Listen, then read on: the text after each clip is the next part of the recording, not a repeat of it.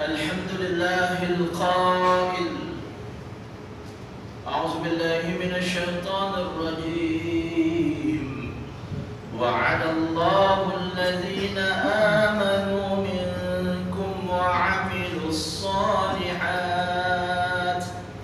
ليستخلفنهم في الأرض كما استخلف الذين من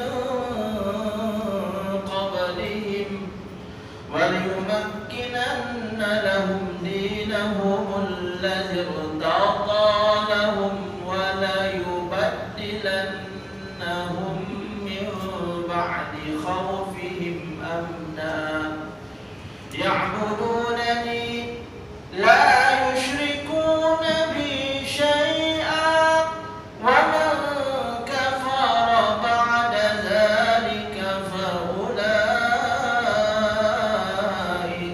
هم الفاسقون. أشهد أن لا إله إلا الله وحده لا شريك له وأشهد أن محمدا عبده ورسوله. اللهم صل وسلم على سيدنا محمد وعلى آله وصحبه أجمعين. أما بعد فيا أيها المسلمون اتقوا الله أوصيكم وإياي بتقوى الله فقد فاز المتقون. قال الله سبحانه وتعالى يا أيها الذين آمنوا اتقوا الله حق تقاته ولا تموتن إلا وأنتم مسلمون. Muslimin yang dirahmati Allah, saya berpesan pada diri saya dan para jamaah agar bertakwalah kepada Allah Subhanahu wa taala dengan melaksanakan segala perintahnya dan berusaha saya upaya meninggalkan larangannya. Mudah-mudahan kita menjadi hamba Allah yang diridai di dunia dan di hari akhirat. Pada hari ini, pada hari Jumaat yang mulia, mimbar akan membicarakan khutbah yang bertajuk pemimpin dan masa depan. Sudah Jumaat, pemimpin dan masa depan adalah dua elemen yang saling berkaitan. Seorang pemimpin itu adalah seseorang yang memiliki daya, keupayaan dan kecekapan supaya pencapaian masa depan sebuah negara mampu dibentuk dengan baik. Kepemimpinan dalam Islam bukan satu kemegahan, bukan satu keistimewaan, dan bukan juga satu kelebihan. Ia adalah amanah, mandat yang berat, dan kebertanggungjawabannya akan dipersoalkan di dunia lagi, apatah lagi di hari akhirat esok. Pemimpin yang beramanah, ikhlas, adil, dan mengutamakan kepentingan umum adalah golongan pertama yang akan mendapat naungan Allah Subhanahu wa taala di hari akhirat kelak. Dan sekiranya cuai dan gagal, maka ianya adalah penghinaan serta penyesalan bagi seseorang yang memikul amanah. Diriwayatkan daripada Abu Dzar Al-Ghifari radhiyallahu anhu bahawa beliau bertanya kepada Rasulullah sallallahu alaihi wasallam, "Ya Rasulullah, ala tasta'miluni?" Qala fadaraba bi yadihi ala mankibi thumma qala ya Abu Dzar innaka dha'ifun wa innaha amanatun wa innaha yawm al-qiyamati khizyun wa nadamatun illa man akhadhaha bihaqqiha wa adda alladhi alayhi fiha. Wahai Rasulullah, kenapa engkau tidak memberi jawatan kepadaku? Baginda Nabi sallallahu alaihi wasallam menepuk tangannya dan di bahu, menepuk tangannya di bahuku, kemudian bersabda, "Wahai Abu Dzar, sesungguhnya engkau lemah, sedangkan jawatan adalah amanah. Ianya pada hari kiamat nanti adalah penghinaan serta penyesalan kecuali mereka yang mengambilnya dengan cara yang betul dan menunaikan kewajiban." Sedang jemaah yang dirahmati Allah, sekali lagi di tangan kita semua terletak hak untuk menentukan pemimpin yang baru yang mampu memperbaiki kerosakan dan masalah integriti yang sedia ada, membuka jalan menuju kecemerlangan dan kegemilangan untuk negara kita di masa hadapan. Justru bagi merealisasikan pemimpin dan masa depan negara yang adil serta dihormati, beberapa faktor perlulah dilihat dan dinilai oleh kita semua dengan akal yang sehat, dengan hati yang lapang, berpandukan ilmu pengetahuan yang benar, pengalaman masa lalu dan situasi persekitaran semasa. Hadirin yang dikasihi Allah, siapakah bakal dipilih menjadi pemimpin merupakan suatu utama bagi umat Islam, karena pemimpin yang dipilih masa depan dan tonggak kepada kejayaan sesebuah pentadbiran negara yang berintegriti lagi gilang gemilang. Malaysia adalah sebuah negara yang majoriti umat Islam. Calon pemimpin yang dipilih mestilah mempunyai karakter yang kuat, bekerja keras dan mempunyai inisiatif dan daya usaha, bijaksana dalam kepelbagaian ras, bangsa dan agama.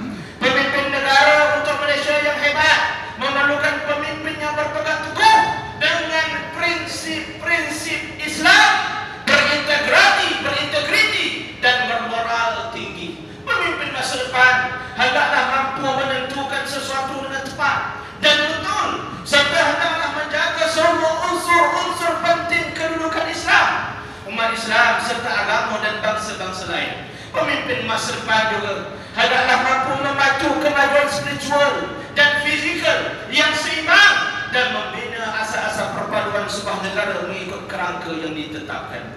Dalam Islam, seorang pemimpin hendaklah memiliki dan mengamalkan 4 sifat, yaitu sedik, jujur, sehingga dapat dipercayai kepribadiannya, ucapannya, serta tindakannya.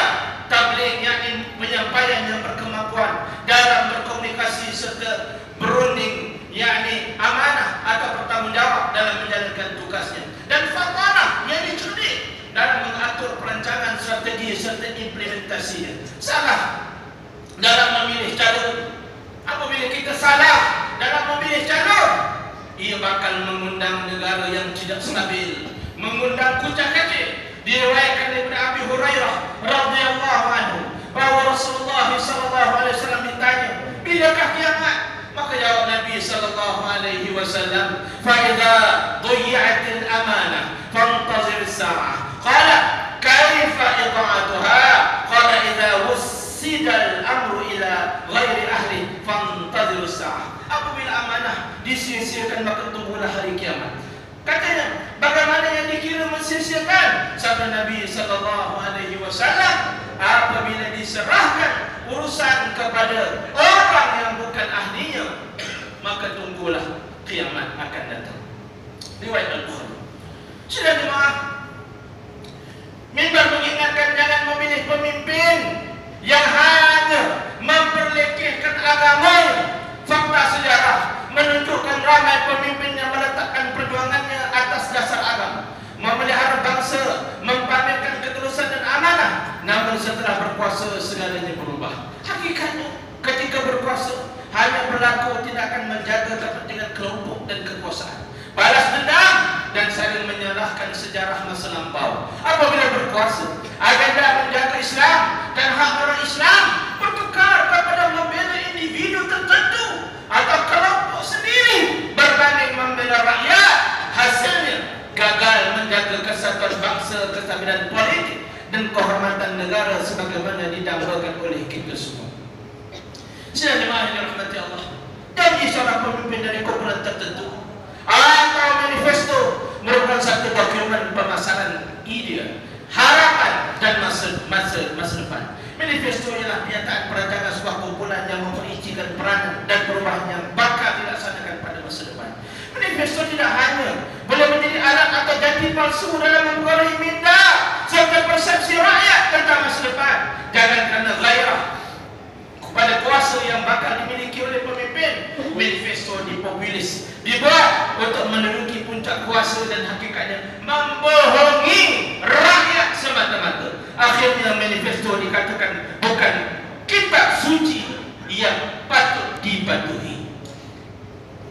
Sudah jemaah, hadis riwayat Ma'qil bin Yasar radhiyallahu anhu bahawa Rasulullah SAW pernah bersabda, "Ma min 'abdin yastar'ihi Allahi ra'iyatan yamutu yawma yamutu wa huwa ghashun li ra'iyatihi illa harramallahu 'alaihi al-jannah." Tidaklah seorang hamba yang dibebani amanah oleh Allah Subhanahu wa taala untuk memimpin rakyatnya lalu mati dalam keadaan menipu dan khianat kepada rakyatnya, melainkan Allah Subhanahu wa taala akan mengharamkan syurga baginya. Riwayat Muslim. Sudah jemaah, manifesto perlulah realistik, bersifat komprehensif yang meliputi setiap aspek keperluan rakyat dan masyarakat, kestabilan politik, keselamatan negara dan yang terpenting ketenteraman awam.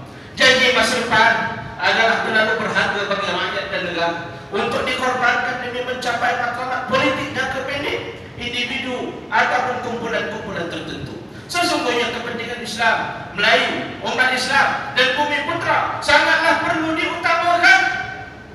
Kepentingan Islam, Melayu, umat Islam dan Bumi Putra sangat-sangat perlu diutamakan. Kedudukan raja-raja Melayu, institusi agama dan hak-hak keistimewaan orang Melayu wajib dipertahankan dalam masa yang sama, tidak meminggirkan hak-hak agama dan bangsa lain. Oh muslimin yang berbahagia, mandat merupakan kuasa rakyat yang diberikan kepada pemimpin atau suatu kumpulan sebagai pengemudi dalam membawa aspirasi rakyat.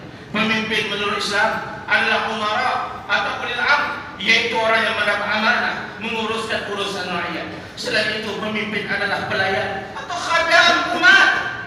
Selepas pemimpin dipilih dengan kuasa rakyat, maka pemimpin dan pasukannya hendaklah mengamalkan politik matang yang berpaksikan kepada kepentingan rakyat dan negara. Hentikan pertikaian, hentikan suara-suara politik yang berpanjangan sehingga merugikan rakyat, menggugat kestabilan pemerintahan dan negara ini. Bangunkan negara bersama dan melalui proses semak dan imbang yang bertanggung jawab demi kesejahteraan rakyat. Ketidakstabilan kerajaan pada ketika selepas pilihan raya yang lalu seharusnya menjadi satu pengajaran kepada kita semua untuk memilih pemimpin masa hadapan. Hadirin yang dimuliakan, mengakhiri khutbah pada hari ini, marilah sama-sama kita mengambil iktibar daripada iktibar di khutbah pada hari ini. Yang pertama, umat Islam hendaklah menyadari bahawa memilih dan mengangkat pemimpin yang jujur, amanah dan menjadi hamba kepada rakyat adalah penting